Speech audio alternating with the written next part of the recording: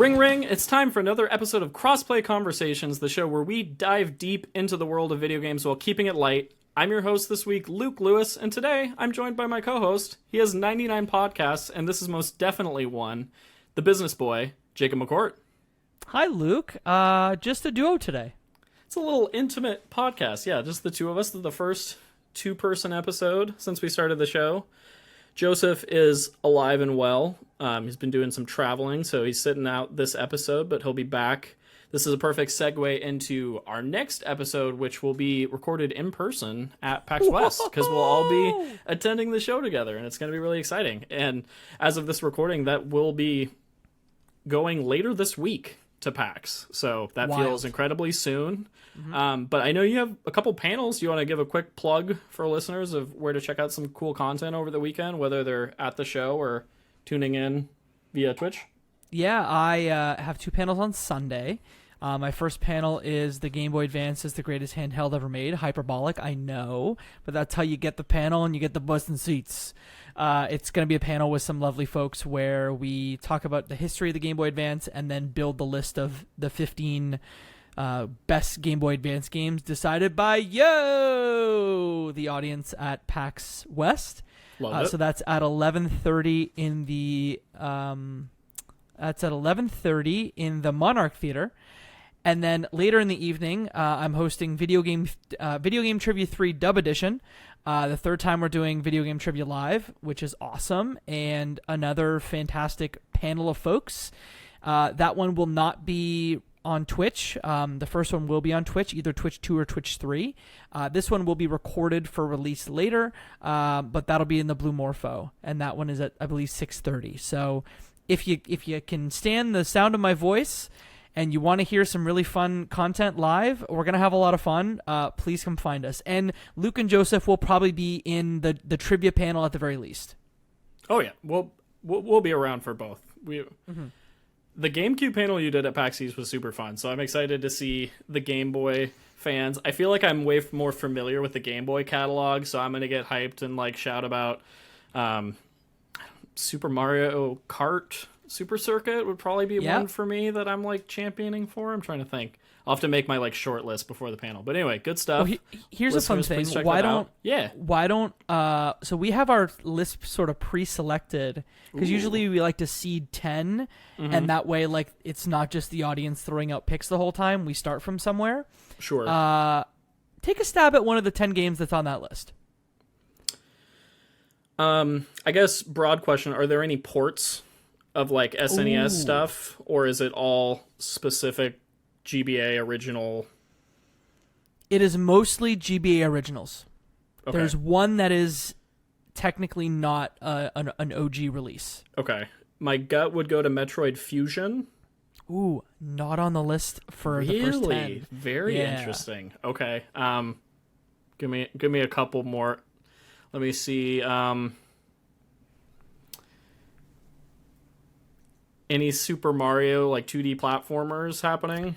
So this was a bit of not a point of contention, but we were talking that somebody in the audience, it's the fun thing with this panel of someone in the audience will come up and say Yoshi's Island. Right. So our thought was let's go deeper into the catalog. So for that reason alone, on our starting list of 10, there is no Super Mario Brothers Advance games on it. Okay. I have two more that I just thought of. There's got to be a Pokemon game on there, I assume. There is, but it is not a core Pokemon game. Again, same reason, because we're someone is going to say Fire Red, Leaf Green. Okay. And then final thought, Golden Sun? Golden Sun was talked about.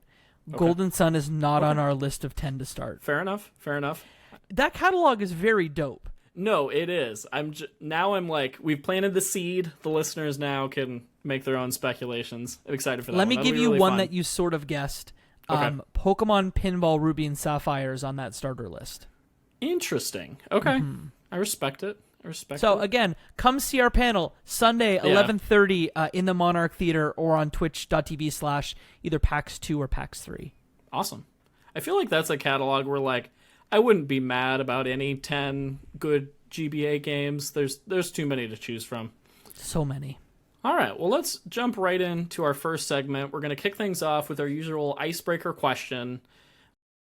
Today, we're talking about two really awesome indie releases that we spent the last few weeks playing. But I wanted, in a broader conversation, to talk about length in video games, which I think will play a role into the review discussion later. But I wanted to talk about what's your ideal length for a video game, and maybe how has that evolved over time as you've gotten older?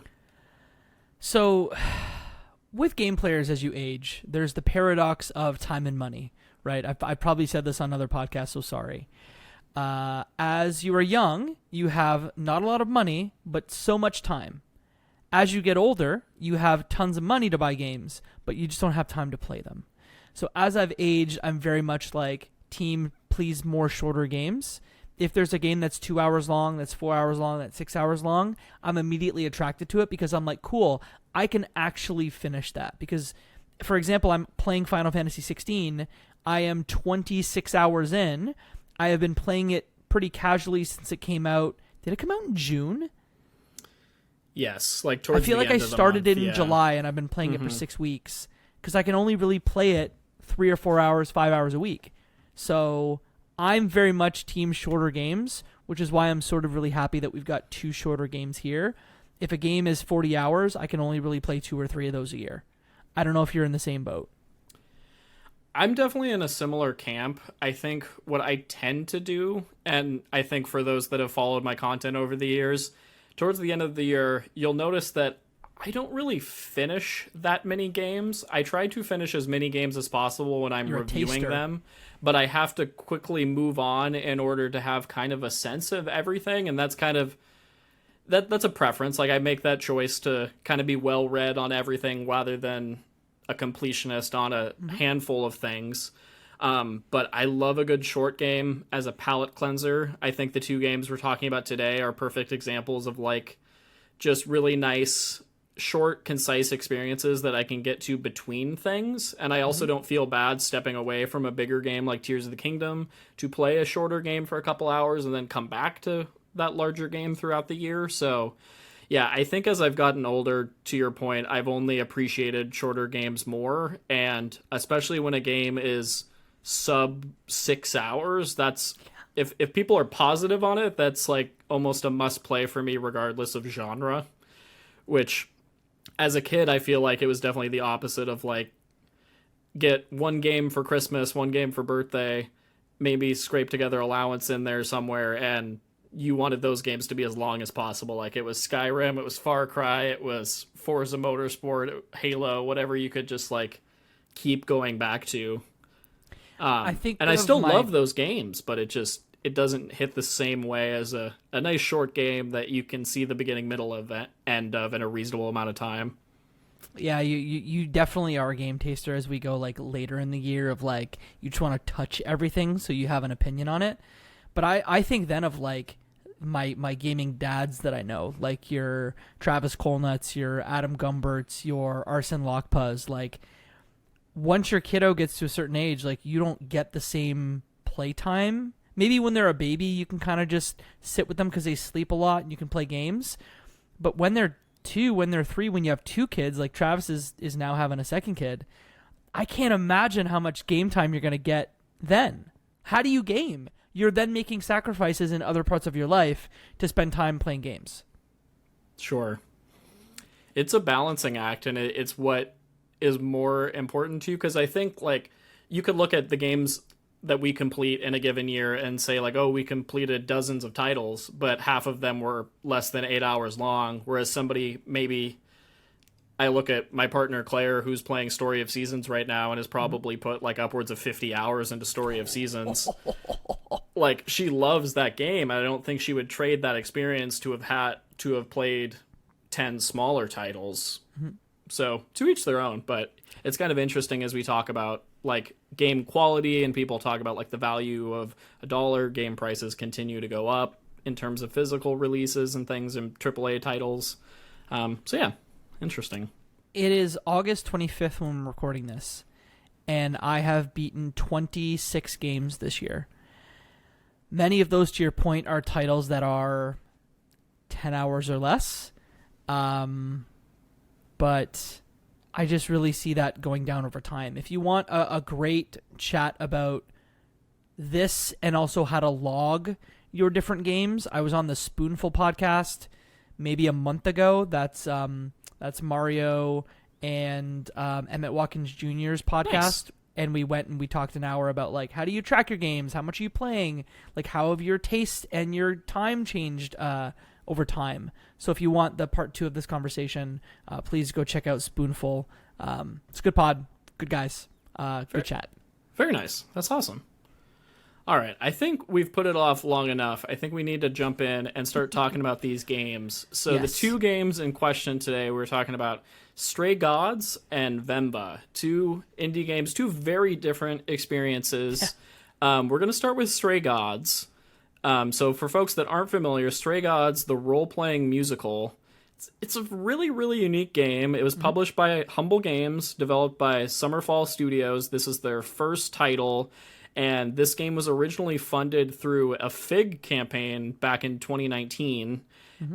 Crazy star-studded cast. Voice actors and performers include Laura Bailey, Troy Baker, Ashley Johnson, Janina Gavankar, Felicia Dandridge, Felicia Day, Anthony Rapp, if we have any Broadway musical fans in the house, like, that's when I saw his name in the credits, I like lost my mind, because I was like, that's insane. He was in the original cast of Rent, like, legendary performer. Yep. So incredibly stacked cast, and the general premise for the game, I'll set this up and then we can get into our discussion, but it is a choice-based narrative experience. The game is fully a musical, and it is set in this modern fantasy-based world where your character, Grace, is encountering other Greek god idol figures throughout this journey. It turns into kind of a murder mystery, whodunit musical. I guess that's a light spoiler, but it happens literally at the very start of the game, so it kind of sets everything up, but just like such a unique experience. And I think for me personally, on paper, this is a game that I should love so much. I love musicals. I have a music degree. I love like podcasts like Kurt Hamilton's Strong Songs, where he like analyzes songs and music and picks them apart and analyzes why they're interesting or relevant. Like, that's totally my jam. So like on paper, this is a game for me, and I think I left it feeling not, I don't know if confused is the right word, but there's so much going on in this game, and I think it does some things really well, and I think it does some things less well. So I think I'll leave it there. But Jacob, I'm very curious about your thoughts on Stray Gods. What did you think kind of overall?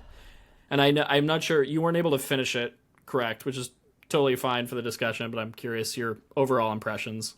Yeah, so you finished it. I played maybe 2.5 hours of it, which is probably somewhere between a third and half of the game, depending on how quickly I'm reading.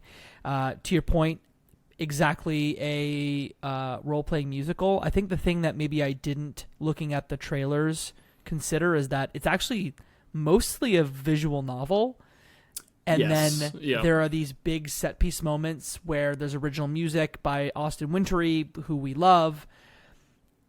It's a mixed bag for me as well. I think that, for me, I usually, when I like a game, I want to go back to it, and I think about it when I'm not playing it. But this is something that I almost really had to force myself to kind of keep playing. I really love the comic book series. I don't know if you know this one, The Wicked and the Divine.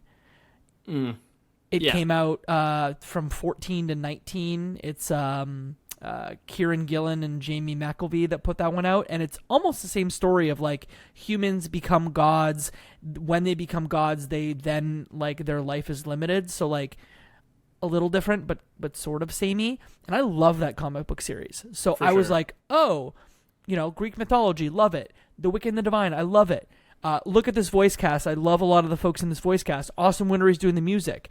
The writer of Dragon Age is the one who's kind of putting this one together. It's his like bucket list project. It checks so many boxes, yeah, and of just. But then it just doesn't. It doesn't do it. And there's tons of different like issues that I have with it. But I think it's just sort of boring. as wild as that is to say, it's boring outside of the musical numbers. Yeah, I think that's a good segue into, I think the big thing to talk about with this game is the music. It's a musical that is the basis of everything that the game is.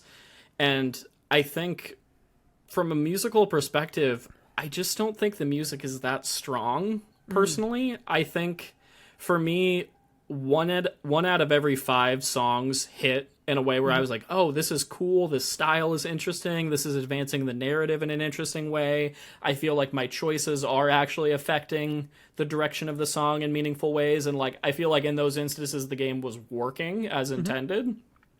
But for those other 4 out of 5 musical numbers, yeah, I think boring is kind of the word I would use, as shitty as that feels to say. And I guess it feels shitty just because I can tell there was like love and care put into this game, if that makes sense. Like, there's production value. The art, I think, is really, really striking. There's a thoughtful universe as well. Yeah, you know? yeah. Like, there was definitely intention here, but I almost wonder, like, I think that I have this theory that I feel like the choice-based aspect of the game at its core limited what the music could be, if that makes sense. I've been kind of thinking it through after I finished it a couple of days ago, and thinking about the fact that, like, Austin Wintory had to write pieces that were flexible enough to go in essentially 3 different directions.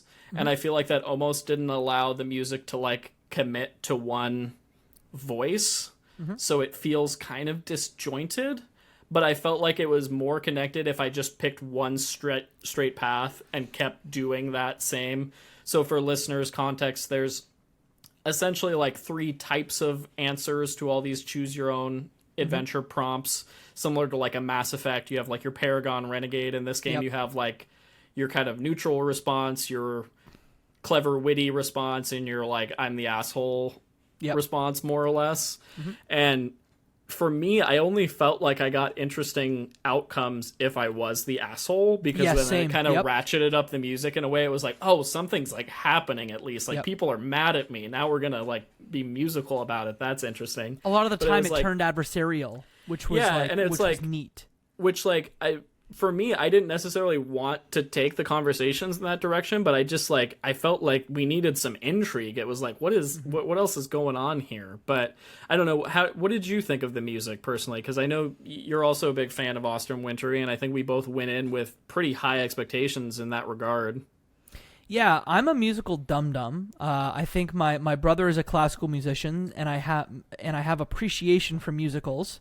But for me, that's a really great point that I hadn't considered about, like, that essentially you need a neutral composition that is flexible enough that you can then take it in 3 different directions. Because my understanding is the soundtrack for this one is actually... There's like 3 separate OSTs. I think it's 4 separate OSTs. Yeah, you're right. The normal, and then taking it in the 3 different, like, sonic directions.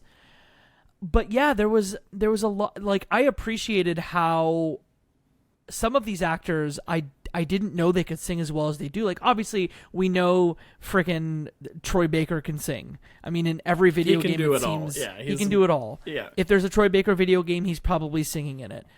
Laura Bailey was incredible. I was shocked at how, and really just because that's not what I associate with Laura Bailey, but I was just like, I heard it, and every time she delivered like really great performances. And even hearing like Ashley Johnson, for example, I loved hearing her as Calliope. I think she was fantastic. Some of the performances maybe not as great for people who are not singers by default.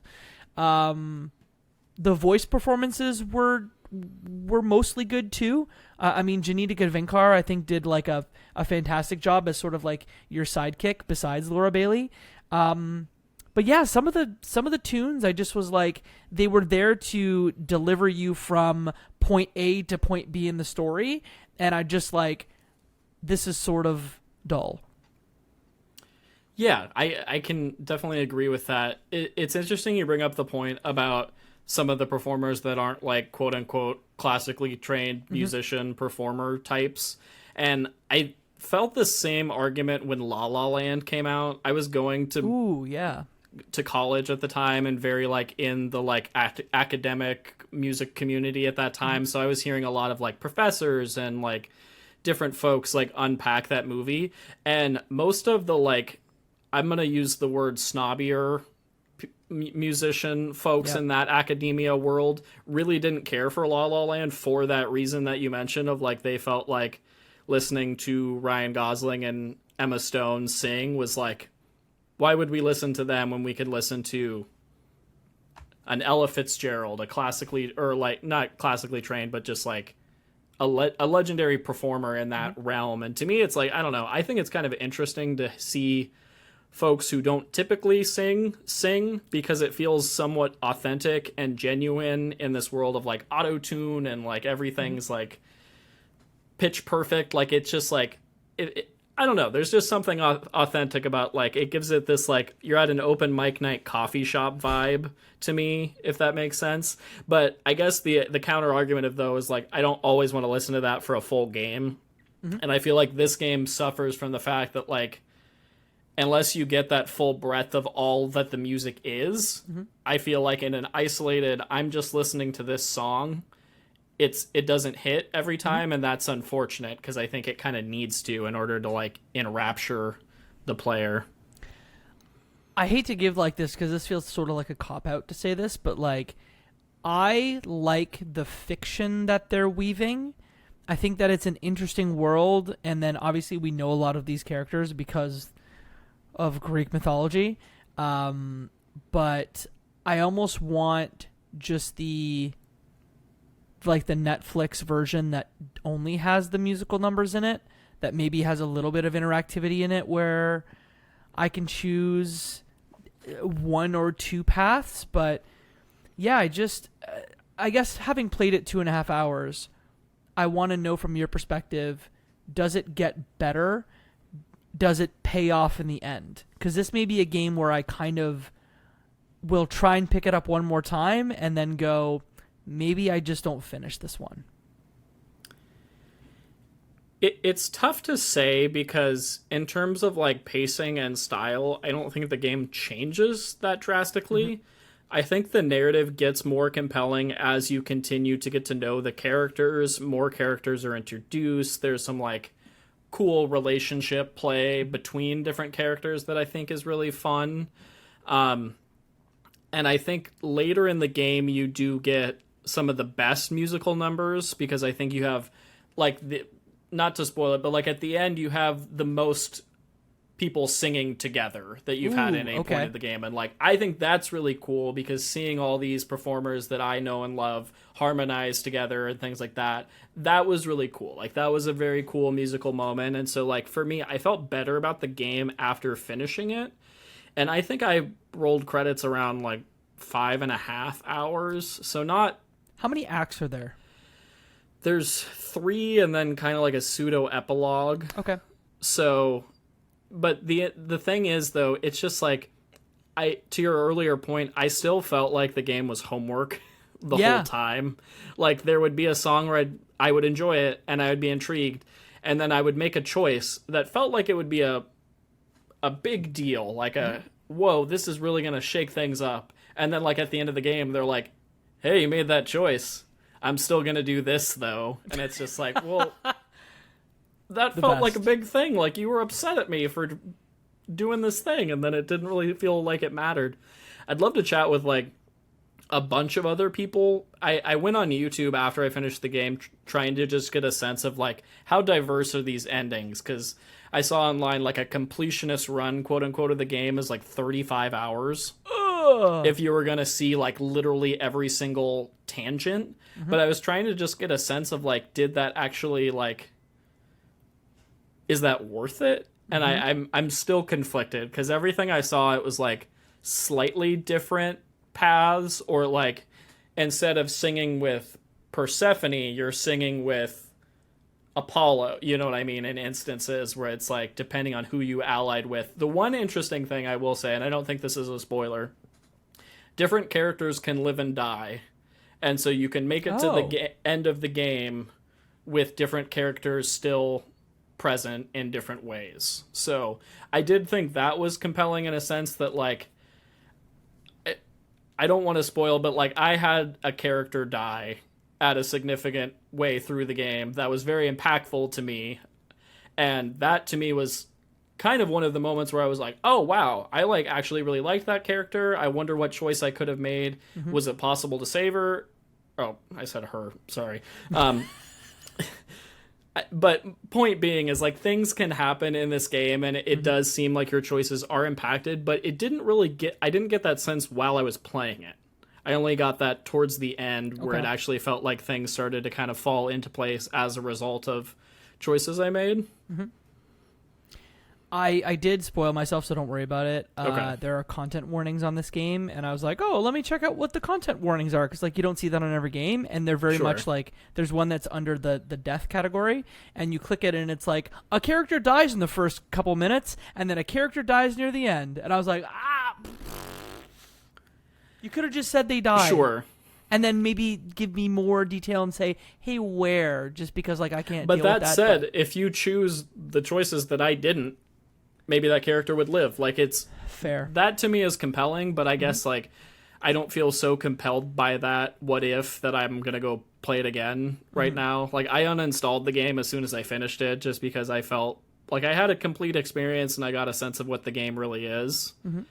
One thing I wanted to give like one more kind of negative critique, and then I want to shout out a couple positive things within the game. But can we talk about the sound mixing in this game? Because it's really strange. Who commented it first between us? Because one of us said, "What's going on?" I think it was you, and then but I was feeling it too. But I think I was riding my like volume control the entire time I was playing it. Essentially. It feels like a lot of, and maybe this is just because we're like audio nerds and we enjoy like balancing levels of videos and podcasts and different things. So like we think about it more, but it just is very strange in a sense that like you'll have two characters in a room. They're talking to each other. One character, super balanced, can hear very clearly. Other character responds. It's like as if the volume just got dropped negative 40. And it's just very disjointed in that way that I'm pretty shocked at, considering the star power, considering the, like, you know, Austin Wintory and his, like, whole background in composition. Like, it seems like they should have a solid sound production team, and I don't want to disparage anybody, but it just seemed odd. And all things considered. To your point, too, sometimes it was individual lines of dialogue. I would say that this is mostly for the voiceover sections, not the like song sections. But there would even be lines within like a specific piece of dialogue where our characters are maybe like throwing 10 lines back and forth, and one character's line is clearly more quiet, and then further down that same branch of conversation, one piece of audio is way louder. I was just shocked because it's not typically something that we see. Like, there are some games that just have like music that you forget, or maybe the voice acting is really just there to deliver the plot for you, where here it's the actual sound mixing, the sound engineering, that I was just really shocked that it was so off in some spots. Yeah, it just seemed really strange because it seemed like the production value of the game was quite good, like from a technical perspective, from a visual perspective, from a casting perspective. Like, it was just like, this really, for a game that needs the audio to be like rock solid, it felt a little shaky in places, which was a bit disappointing. And to your point, it was really inconsistent. Like, sometimes it'd be fine, and then the next musical number would be like, what happened here? Like, can I throw just one more small negative out, and then we can talk about what we like about this game? There's also these sections of the game where you have to just like look for clues in the environment, or like, speak to certain people, and it's like you're given a like view of the room that you're in, for example. And you like have to look at everything. A list of things, and you have to just look at them. I was just like, what are we? It just seemed unnecessary. And the comments on those items weren't even anything of substance. Like, it was just like, oh, that's a glass on the counter. And it's like, okay. Yeah, so that was odd. One other note with that too, I was thinking back to when we were talking about the like different dialogue options, and now you can pick the neutral, the asshole, or the witty, clever response. Did you have, I want to know if this was just a me issue of like, it allows you to pick like for that scene or that act what you're going to prioritize, and then you're not able to pick other stuff during the scene. I just don't understand that choice. Yeah, it I don't seems understand really the mechanic. strange to me, because like you're saying like, okay, I'm gonna be the asshole in this act, and then you get in there and you're like, well, based on this situation you're presenting me, I would like to be clever and witty, but you're actively not allowing me to click the response. It's locked but out. you're showing it to me. You're showing me that I could say like, hey, friend, whatever, but instead I have to, because I picked I'm going to be an asshole, I have to pick fuck you, man, or this is all hypothetical, but just like really weird. I didn't understand the point of that. And I don't get if it's tied to when you start the game you pick a trait. When you pick the charming, kick-ass, or clever? Because throughout the game, I got prompted like 3 or 4 times. I think it's once every act, but it may have been more frequently than that. But it prompts you, and it's like, what do you want to do this time? And you can change it. And there are certain instances where, like, mid-song, you can pick different ones, but it seemed like in story moments outside of the musical numbers, you had to pick either neutral, nothing, or whatever slot you previously chose. Yeah, and look, I would get it if they showed us our morality, and I know that's not what is going on here, but like some sort of morality to be like, hey, you've chosen 76% charming, or like you've picked charming 2 out of 5 times, so you can access that choice. But it just seemed a little like obfuscated, and I didn't. There's no like game element to unlock that option. So does that mean to do the full playthrough, you have to literally go through and just pick all charming all the way through the 6 hours? Then you have to do all kick-ass through the 6 hours, and then all clever through the 6 hours just to really see everything? But then in the musical numbers, you can be an asshole but still be charming outside of the it's just kind of strange. So yeah, I think we've thrown out a lot of criticism, and I think rightfully so, but I do want to highlight a couple positive things that I think the game does well. I think if you're someone like Jacob and I that like to see new IP, that like to see innovative ideas, that like to see indie studios just try weird shit and experiment and just go for it, I think this game is worth playing. I would give like tempered expectations of like, I don't think the music is going to like rock your world. I don't think the narrative is going to blow your mind, but I think there's a lot of solid stuff. There's some cool character moments. I think overall the performances are really solid, and it's fun to see characters performed by actors that I normally wouldn't see in this setting. Like I had a lot of fun with Rahul Kohli's character, the Minotaur. Like so funny, super charming. He was one instance where it was like, oh, it's kind of fun to hear you sing, because it's like you get all the comedy bits, and it's like a fun, like, it was a nice palate cleanser off after like Laura Bailey's like kind of more like sorrowful, like intense performances in the beginning of the game. Like things like that, I think it's a really interesting game, and it does some cool things, is what I would say. Yeah, I land very clearly in the like, I appreciate and love that this game exists, and that I want, you know, Summerfall Studio to work on another thing. I love the performances. We haven't really talked about the art. I think the art is really beautiful. I think some of the character designs are fantastic. I mean, I could stare at Troy Baker's character Apollo, those abs, all day long. There's not a lot of animation in it, and that's a choice that I'm okay with. That like sometimes the backgrounds and the characters will just sort of like, you know, transition every couple of seconds between different frames, which I thought worked really well. And kind to your point, sorry, go ahead. No. It reminds you of... I was just going to say of, like, the spoken dialogue scenes in Hades meets, like, the animation style of, like, an As Dusk Falls. Yeah. Kind of in terms of, like, the still frames and stuff. But anyway, sorry, I didn't mean to cut you off. It looks like a comic book. It really does. Yeah, totally. And to that point, it also reminded me of Wolf Among Us, that's based on the Fables comics. And kind of that tone, too, in terms of the narrative structure and whatnot. So, yeah, I kind of land in the, like, I'm glad this exists. It is something that I don't know if I'll finish. It is not something that I could really recommend. But there are folk, like, the Metacritic's pretty... And not that this matters, but, like, the Metacritic on it's pretty solid. I think it's in the either high 7s or low 8s. So there are some folks that are going to really love this, but it is really not a game for everyone. So I think, like, temper expectations, take a look at the trailer.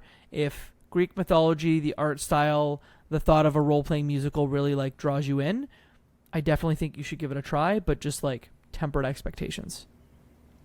And if you do give it a try, tell me what ending you get and what you did, and we can dissect our different playthroughs so that we all don't have to play it 7 times. Yeah. If I finish it, I will definitely hit you up and say this is what happened. For sure. I'm very curious. But yeah, overall, interesting game. Didn't always land, but that's all right. Would you recommend it? I would give it like a middle thumbs up. I would say, like, if you think this game is for you, I think you'll probably enjoy it or get something out of it. But if you're remotely on the fence, I would say don't play it. I would say maybe watch a stream of it if you're intrigued by it and you don't, you know what I mean? Like, I think there's something there, but not for everybody. Yep, agree. It can't be a 2 thumbs up, unfortunately. Like just, like with no asterisk endorsement. Yeah, it is a, hey, you might enjoy this. Go check it out. Yeah. Alrighty. Well, let's talk about Venba. And I think you and I have made it. I haven't talked to you about this game at all. Like, I know you finished it, but I don't know how you felt about it. So I'm super curious. So for those that aren't familiar, this one was developed by Versailles Studios. They're based in Toronto, Canada. Incredibly small team, but this is a really interesting narrative cooking game where you play as an Indian immigrant mom, Venba, who immigrates to Canada with her family in the 1980s. And then you get to experience different dishes and restore family recipes and kind of go through multiple years of the family and experience this narrative experience through food. So it's like it's a super unique game, and it's been one that's been on my radar for several years since I first saw the announcement. Before we jump into our thoughts on the game, I wanted to give a quick disclaimer.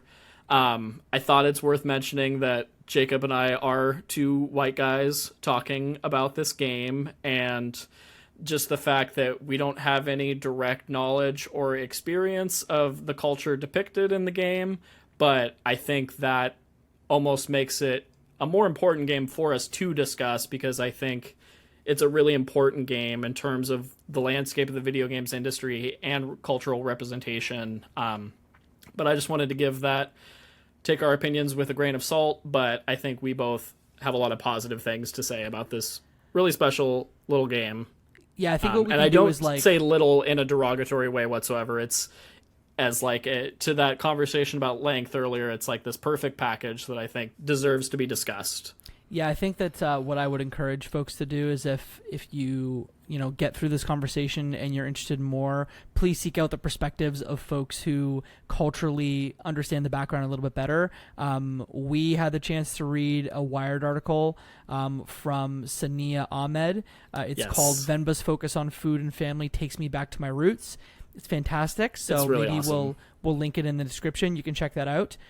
She talks about how she played the game with her mom, and it's a wonderful read. Really, really, really nicely done. Yeah, so just read that as either right now or like right after we're done talking about it. I guess beyond being Canadian, that's about the only perspective I can give. For sure. I really liked Venba. Surprise. Did you really like Venba? I loved it. This is one of my favorites of the year, and I think I went into this one with pretty high expectations, not in a sense of like production value or anything crazy, but I just I expected to really vibe with this game. I thought I love food and culture and understanding the experiences of others, and I think this game just really captures a lot of powerful familial moments that I personally haven't experienced, but I think it let me experience someone else's life in a really meaningful way. And I think the connection through food, I think, is so cool and interesting. As someone who's worked in a lot of restaurants over the years, there is a magic to food and to sharing recipes and to being with family and having those experiences. And I think this game captures all of that magic in a really wonderful way. Yeah, and I think that I can say that it's the story is universal. Like as much as there are some like really lovely like cultural touchstones that I think, you know, we can educate ourselves on, and that will make like certain folks like their hearts really warm or will like have extra resonance for them. I think that this is a story, one, that I appreciate because it's from the female perspective, which we don't get enough of in games. And Agreed. It's from the motherly perspective, and it doesn't like, it's not about being a mom. It's about like how the impact of having a kid is on you. And then I'm sure we may talk about it like at a high level, but there are a few moments that like, even as someone who's just a straight white dude, my heart broke because I've seen stuff like that, but maybe just not as poignantly delivered as it is in the game. Yeah, no, 100% agree. And I think to our earlier discussion about length, I finished this game in about 90 minutes. Yep. I played it in 2 sittings. I probably could have finished it in 1, but I just started it late one night and then ended up finishing it the next day. But such a concise experience that encompasses multiple years of narrative and multiple moments of like joy and heartache and like familial togetherness. Like it was such a roller coaster, but in the most beautiful way of like, wow, I can't believe in 90 minutes we saw like the birth of a small family through later in their lives. Like, I just thought that was really, really special. And yeah, there were moments that I think the moments that really resonated for me were those interactions between Venba and her son, and seeing that relationship. I'm super close with my parents, and to see a game kind of encapsulate like that relationship and that kind of back and forth and the like tension or not tension, you know, that those elements, I just thought it did it in such an authentic, real way without feeling like overwhelming, if that makes sense. Like, it felt like a very approachable game to pick up and lose yourself in. Yeah, and it was like the small moments that really like punched you in the gut. Stuff that, you know, even on a first playthrough maybe you didn't catch. Like, without really going into detail, there's a moment where Venba's husband, you know, he struggles through the whole game with getting employment that really matches what he had in India, and he just brings home his ID badge one time and his name is spelt wrong, and like, he doesn't bother to, you know, mention it, tell anyone that his freaking ID badge, his name is wrong, and he just doesn't really action it. And that's a perspective I will never understand. I will never be in that position, but it absolutely broke my heart. And it's something that like I had to go back to and say, oh shit, his name was spelled wrong. That's heartbreaking. The little things. Yeah, for sure. Or like the moment where the son wants to order pizza and the mom wants to share food from India, and I think that's another experience that like I will never relate to, but I think gives that wonderful insight into a culture that I'm not familiar with. And I think this game strikes this wonderful balance of like being relatable for the people who have had those experiences and are of that culture, and inviting others in to learn and celebrate and grow. I just think that's such a like that we just don't see this happening, and I just think this game should be celebrated in that regard of like what a cool, positive, wonderful thing to do with a piece of art in this medium. I put it right up there with Florence. I think like Florence, I probably played it in a time in my life where it resonated more with me, only because like I know what it was like to like date and like think about living with someone when it came out, and so like it just resonated more with me. But like Venba's is right there with Florence, of like a game you can play really quickly, that has a really poignant story that'll make you think, that'll make you cry potentially. And even if, you know, maybe one of my only criticisms is that like in a lot of the build up to the release of the game, there was a lot of focus on the cooking aspects of it, and I just thought there'd be more cooking mini games. You know, there's not that there's a decent amount of them, but there aren't that many. Like there's probably less than 10 moments where you're cooking a thing, and I just wish there was a little more. Really, my only criticism, because like even those portions of the game were fun. Sure. That's a good segue into, let's talk about the cooking sections of the game. Those are the main like interactive element of the game. I really like the fact that they ended up being sort of puzzles almost, as Venba is trying to reassemble this cookbook from India that her family gave to her, but some of it is like missing pages, or like things are smudged out and you can't make out measurements or ingredients or different things. And so the cooking mini games end up being a lot of trial and error, which I thought was really, really fun. And it resets so quickly that it never felt frustrating to kind of experiment and just try stuff. I definitely understand your criticism about wanting more. To me, it felt like it didn't overstay its welcome, and they used it in really intentional ways to enhance the narrative. So I think for me, this is one of those instances where it's like, I almost think if the game was significantly longer, we'd be saying, oh man, I wish the game was... It felt like a little... You know what I mean? Like, I think they like... This game just felt so intentional that I don't even know if I could like criticize anything about it, because it just felt like everything was so specific and had a purpose and served that well. But yeah, I think we also haven't really gotten into the music and the art of the game, which I think are really wonderful as well. Like really colorful. You know, the music is... it sounds like they went and sourced a lot of artists.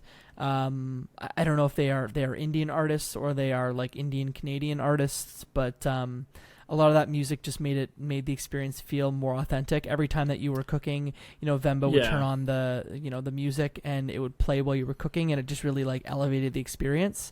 I'm a person, you know, I don't think I've said this on the podcast, that is a celiac who doesn't eat a lot of bread and gluten, so I end up eating a lot of like Indian food, and so a lot of some of the dishes I was just like, I could almost like, with the music on and with the art style, I was 2 inches away from smelling like the binrani that I was making.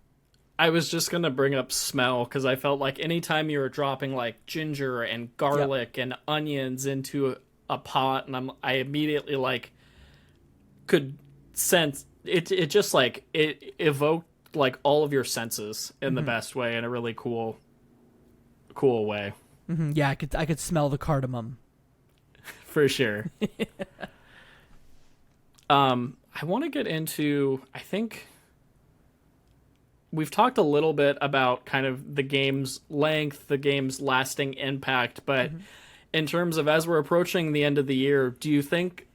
I personally will be championing this game amidst our Game of the Year conversations, because I don't want it to get overshadowed by a lot of bigger titles this year. But I think in terms of a cultural impact and a relevance and an importance in 2023, I think there are very few games this year that I think are doing as many important things as Venba is doing. How do you feel kind of about its place in 2023, if that makes sense?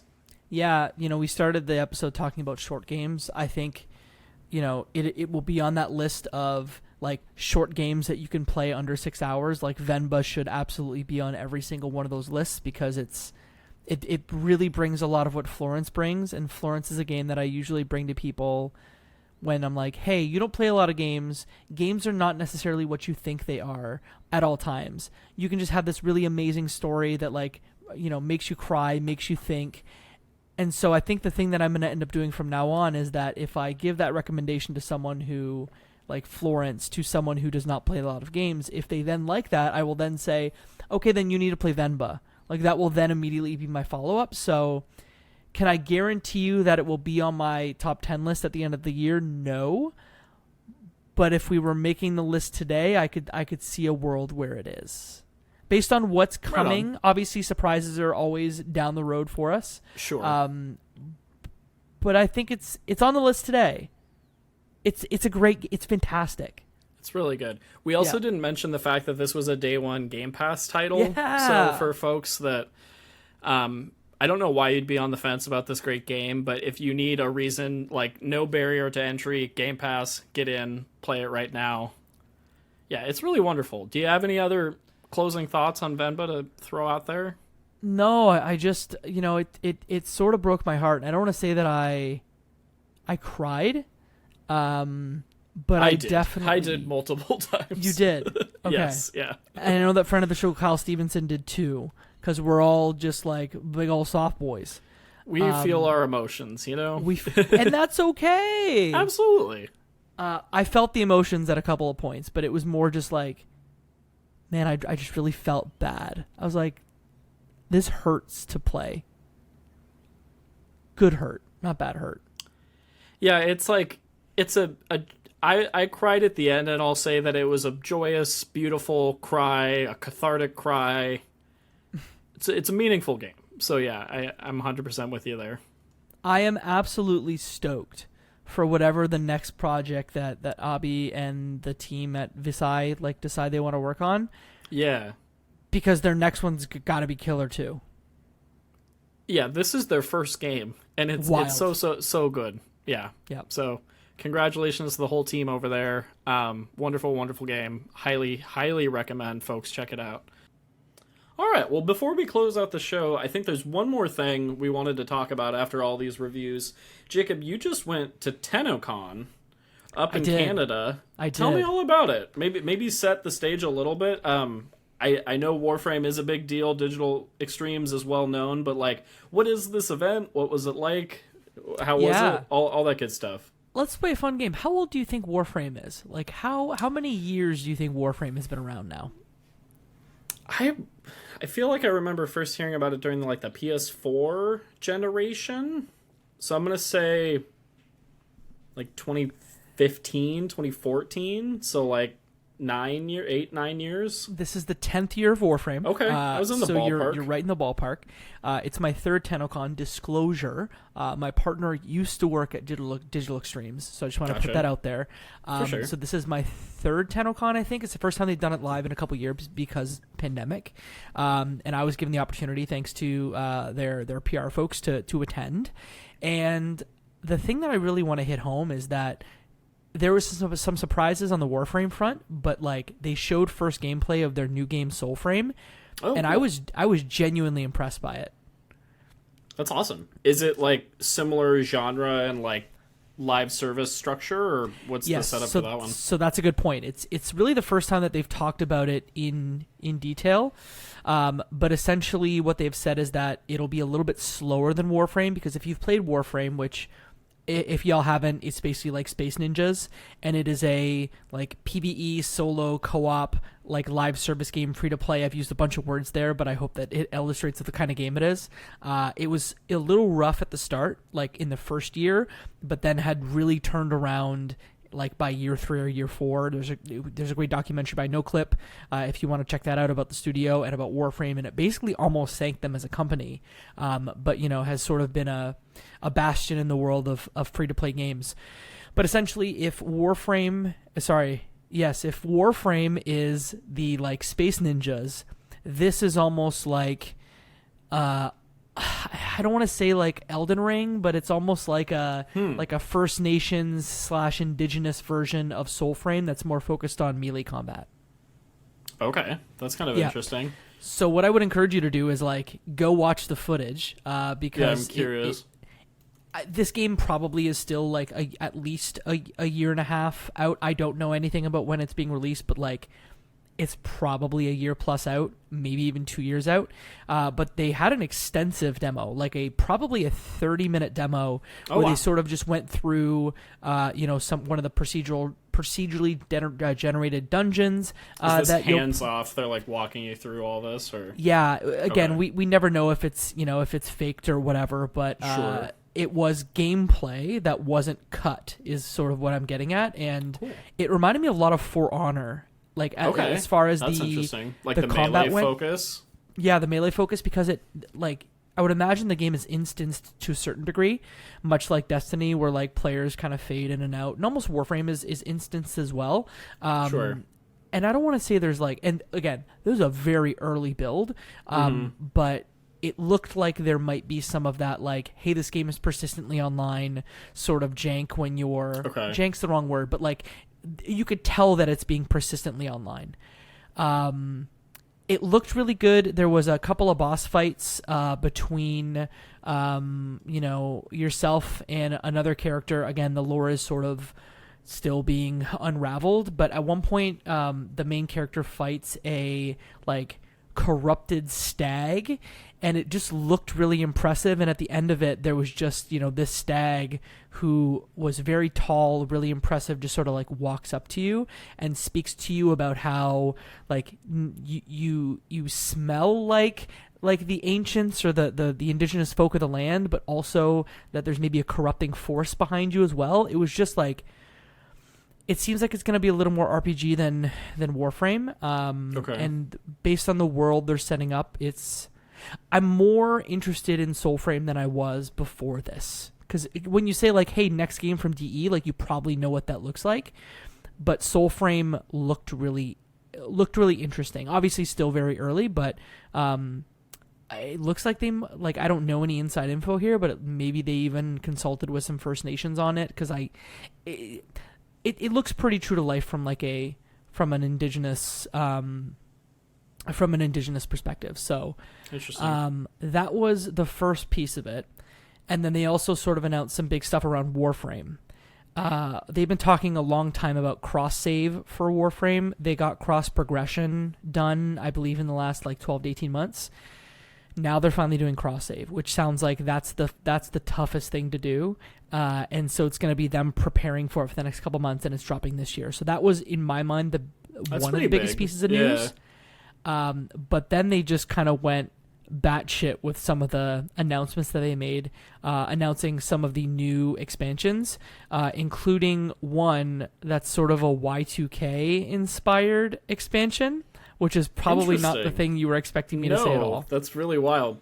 So, okay, expound on that, because now I'm curious. What does that look like in video game form? Yeah. So what they did is they kind of start the demo, kind of showing one of the, again, it sounds like it's multiple different updates that they're kind of teasing out, but one that's relatively normal, that kind of goes through I don't want to say Warframe is sort of samey, but like a lot of the inside spaceships, but maybe with a little bit of life in them that you expect in Warframe.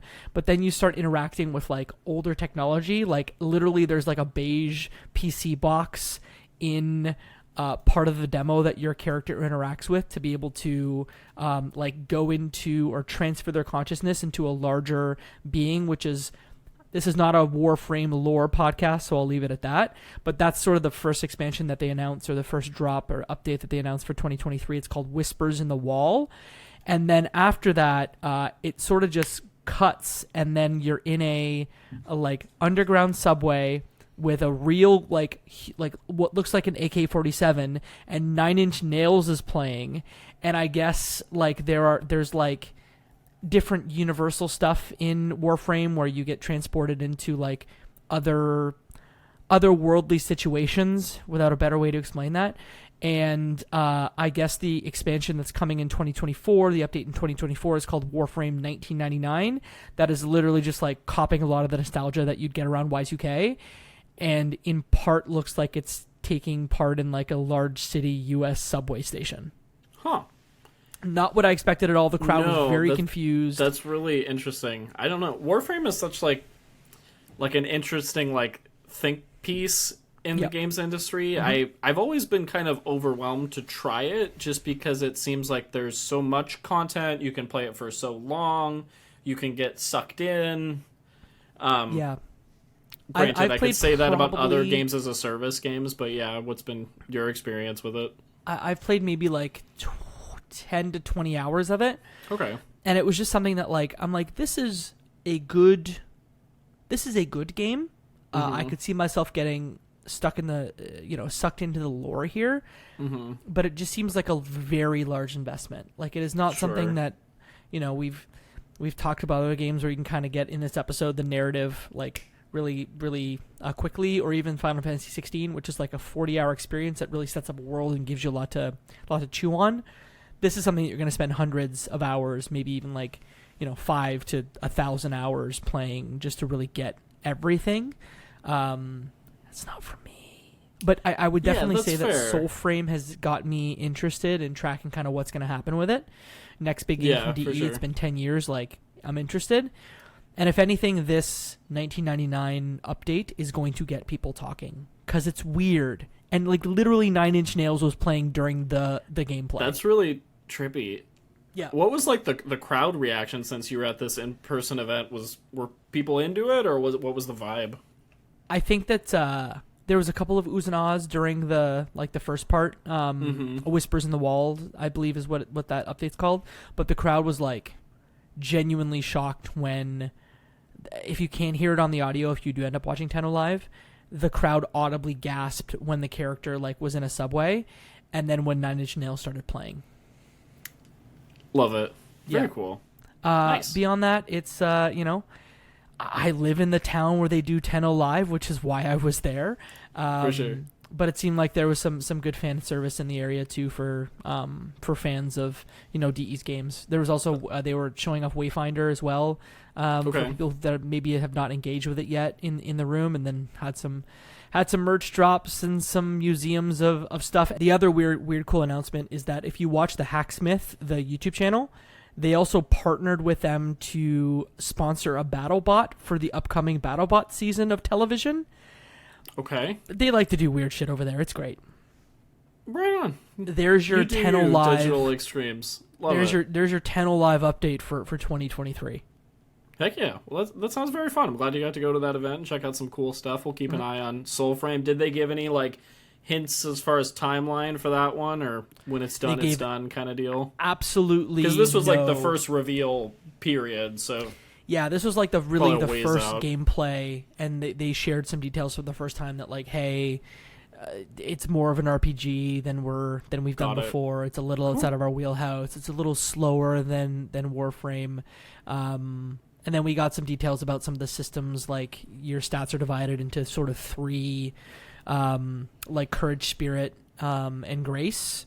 Is kind of the way the RPG system is made. But they didn't give any details on announced date, but whenever it's ready, great. But this game is probably at least 18 months away. Cool. Well, that's super exciting. Something to keep an eye on for sure. Good stuff. Before we close things out, wanted to give a quick plug. We are going to be doing a sticker giveaway. We have some Crossplay Conversation stickers. I'll move it closer to the camera. You can see that there on the video version. It's pretty cool. It features our awesome art. We love it. But we'll be giving away 5 stickers. So if you'd like to win a cool Crossplay Conversations Game Boy sticker, I'm going to ask you to do 2 things. If you can go ahead and follow us on Twitter at Crossplay Convos and retweet our current pinned tweet, we'll select 5 winners on the next episode. Maybe after PAX. The next episode okay, so 2 episodes from now, we'll say. Yeah. And I didn't mention US and Canada only, just to make things simple for shipping and getting things to folks if you win a sticker. So, and also let us know in the comments, would you purchase a sticker? Do you want us to make this available? Let us know. We'll consider it. No promises. All right, Jacob. Well, this was a blast as always, and I'm looking forward to seeing you very shortly at PAX. We're going to be friends in real life. Let's do it. All right, well, listeners, we are setting our status 2 away until next time. But until then, you can do 3 quick things for us. You can follow us on Twitter at Crossplay Convos. You can go ahead and send this podcast to a friend, because that's how people hear about podcasts. And you can give us a review on your podcast platform of choice, because it really helps folks find the show. And with that, it's been a wonderful night. Cheers and happy gaming.